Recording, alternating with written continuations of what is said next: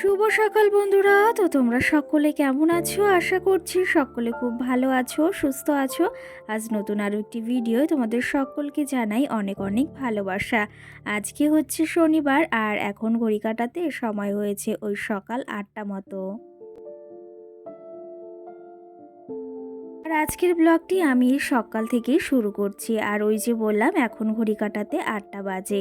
সকালে উঠে সমস্ত কাজবাজ আমি সেরে নিয়েছি। আর আজকের ওয়েদারটা একটু বেশ ভালো মনে হচ্ছে, একটু ঠান্ডাটা কম আছে। তো যাই হোক, সকাল সকাল এই যে সমস্ত কাজ সেরে নিয়েছি, তার পাশাপাশি এখন এই যে জামা কাপড় রয়েছে কালকে মাম্মামের, সেগুলো এখন সমস্তটা এই যে মেলে দিচ্ছি। কি জানো তো, এই শীতের দিনে না এই জামা কাপড়গুলো নিয়ে বিশেষ করে আমাদের খুবই মুশকিলে পড়তে হয়।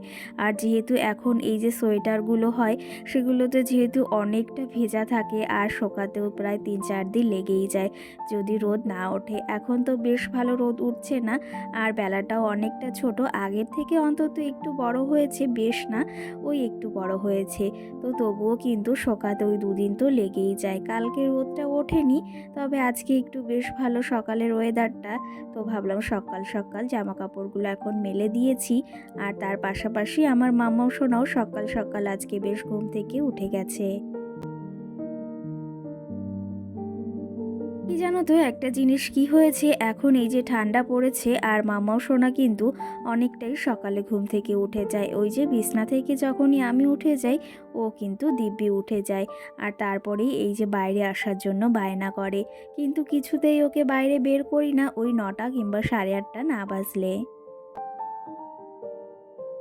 আর কি জানো তো, ওই সকাল সকাল যদি আমি ওকে বাইরেটা বের করি, তাহলে কিন্তু ওই যে ওই ঠান্ডাটা লেগে গেলে সেটা আবার সারানো বেজায় মুশকিল হয়ে পড়বে। আর এই ঠান্ডার দিনে ঠান্ডাটা ভীষণ পরিমাণে লাগে। ওই যে পাশের বাড়ির ওর একটা ভাই এসেছে, পুচকুটা, আর ও কিন্তু এখানে এসেই বেশিক্ষণ থাকে। মানে আমাদের বাড়ির সামনেটায় না বেশ ভালো রোদ আসে, এখানে এসে না সবাই দাঁড়ায়। তো ও ওর কাকার সঙ্গে গল্প করছিল, আমরা একটু ওর সঙ্গে কথা বলে নিলাম। আর এখন মাম্মাম সোনাকে নিয়ে একটু হাঁটু করছি। এখন যাব আবার রান্নাঘরের দিকে, চা বানাতে হবে, মাম্মামের খাবার রেডি করতে হবে।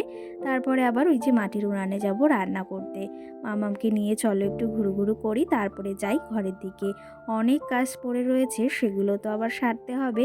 সেগুলো না সারলে তো ওরকমভাবেই পড়ে থাকবে দিনের উপর দিন।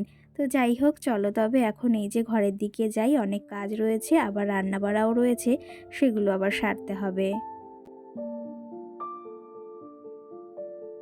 আর এইদিকে তো মামাও সোনা উঠে গেছে, তোমাদের দাদা ভাইও উঠে ওইদিকে রয়েছে। আর এখন ভেবেছি মাছওয়ালা কাকা আসলে কিছুটা মাছ রাখবো।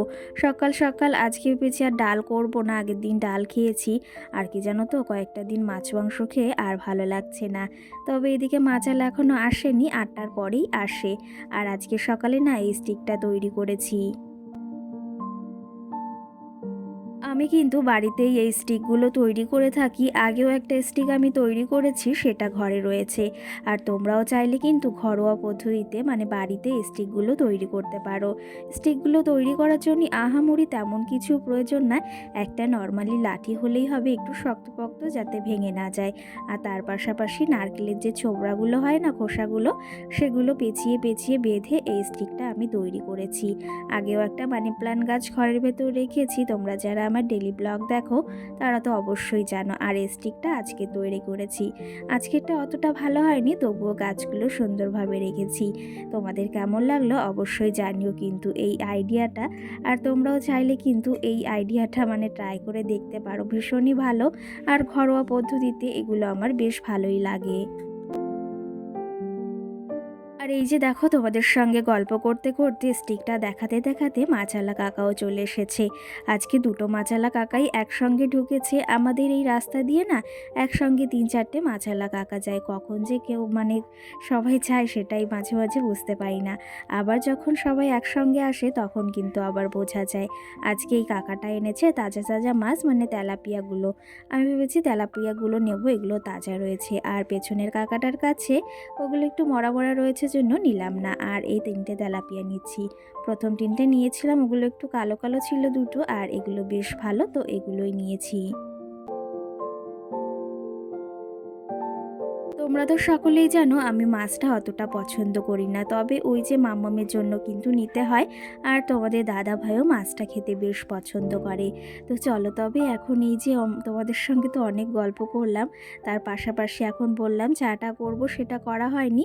তোমরা তো জানোই আমার গ্যাসটা শেষ হয়ে গিয়েছে, মানে বাড়তি মাটির উনানেই রান্না করছি। আমাদের মতো গৃহবধূদের সব কিছুই ম্যানেজ করে চালাতে হয়, সব কিছু সবসময় তো সম্ভব নয়।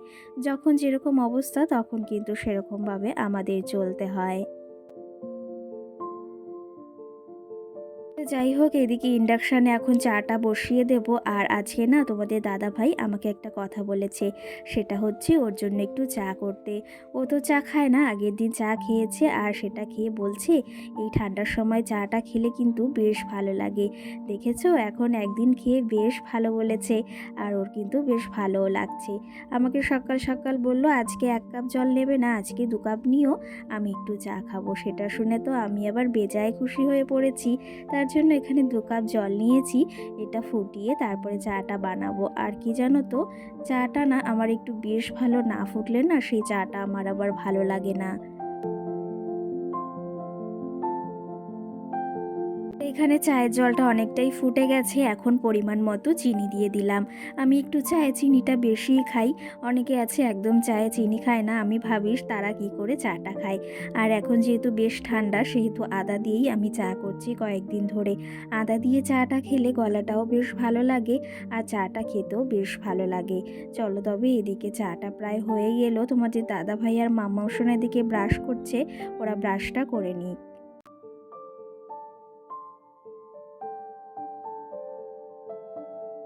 রেখে দাও তো।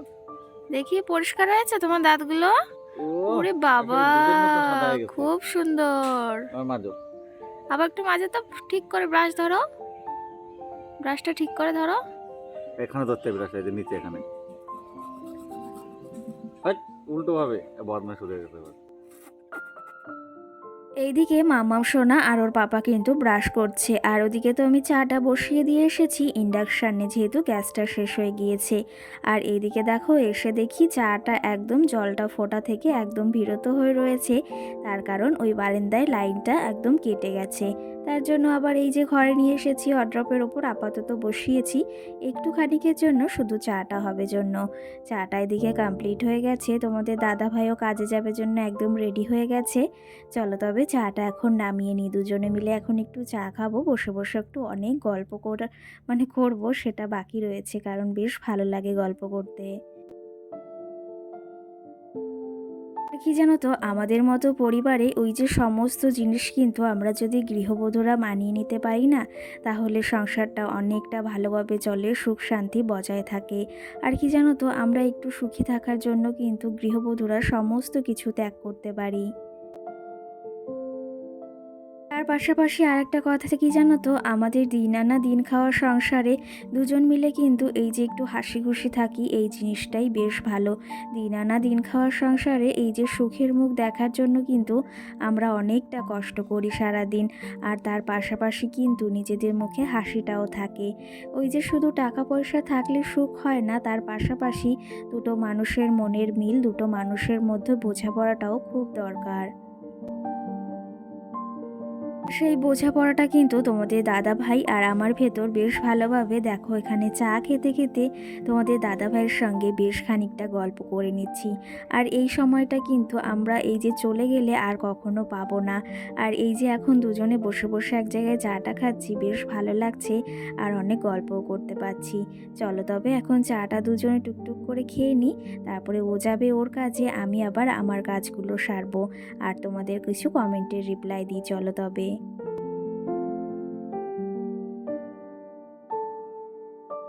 আমাদের এদিকে চা খাওয়া কমপ্লিট, তোমাদের দাদাভাই ওর কাজে চলে গিয়েছে, এখন আমার কাজগুলো আমি সারছি। এদিকে বিছনাটাকে একটু ঝেড়ে নেব, যেহেতু চা খেয়েছি বিছনাটার ওপর। মামার সোনা ওইদিকে জলটা খাচ্ছে, আর আমি একটু ওয়ার্ড্রপের ওপরটা মুছে নিচ্ছি, যেহেতু ওখানে চাটা বানানো হয়েছিল। টুম্পা দাস নামে কালকে একটা বোন বা দিদিভাই আমাকে কমেন্ট করেছে, তোমার রুমটা খুব সুন্দর লাগলো, অসংখ্য ধন্যবাদ তোমাকে। আর এই সুন্দর কমেন্টটা করার জন্য আরও বেশি বেশি ধন্যবাদ। সঙ্গে সোহানা নামে আমার মিষ্টি বোন আমাকে কমেন্ট করেছে তোমার ভিডিওটি খুব ভালো লাগে আর তোমার এই আজকের ভিডিওটি খুব সুন্দর লাগলো আর তোমার কাজগুলো বেশ ভালো লাগে। অসংখ্য ধন্যবাদ বোন।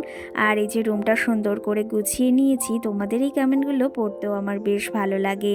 আর তুমি কেমন আছো অবশ্যই কমেন্ট করে জানিও, অনেক দিন পর কমেন্ট করলে সেটা পড়তেও বেশ ভালো লাগলো। সঙ্গে লিজা নামে আমার বোন আমাকে কমেন্ট করেছে দিদিভাই আমি ভালো আছি আর তোমার এই ভিডিও দেখে আরও ভালো থাকি। সেই ক্ষেত্রে অসংখ্য ধন্যবাদ বোন এই সুন্দর কমেন্ট করার জন্য। আর তুমি আমার ব্যাগের লিঙ্কটা চাইছো, তো সেটা দেওয়া হয়নি, অবশ্যই দেব।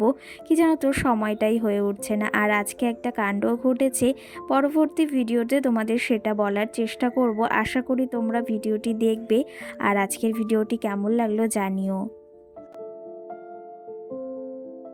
মামাম সোনা এদিকে এই যে সকাল সকাল একটু চা বিস্কুট খেয়ে নিল। চা তো দিই না, শুধু একটু জল মিশিয়ে হালকা একটু চা দিই। আর এদিকেই ক্রিম বিস্কুটটা খেতে ও ভীষণ ভালোবাসে, সেটা ওকে দিচ্ছি। শুধু কিন্তু ক্রিমটুকুই খায় আর কিছুই খায় না, ওই বিস্কুটটা ফেলে দেয়।